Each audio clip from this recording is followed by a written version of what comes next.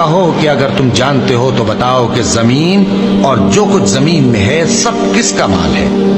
جھٹ بول اٹھیں گے کہ اللہ کا۔ کہو کہ پھر تم سوچتے کیوں نہیں؟ ان سے پوچھو کہ 7 آسمانوں کا کون مالک ہے اور عرش عظیم کا کون مالک ہے؟ بے ساختہ کہہ دیں گے کہ یہ چیزیں اللہ ہی کی ہیں۔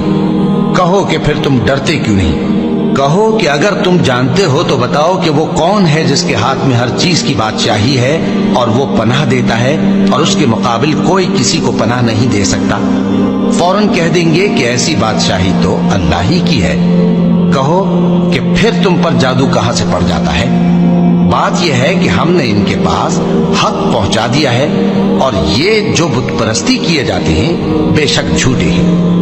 اللہ نے نہ تو کسی کو اپنا بیٹا بنایا ہے اور نہ اس کے ساتھ کوئی اور معبود ہے۔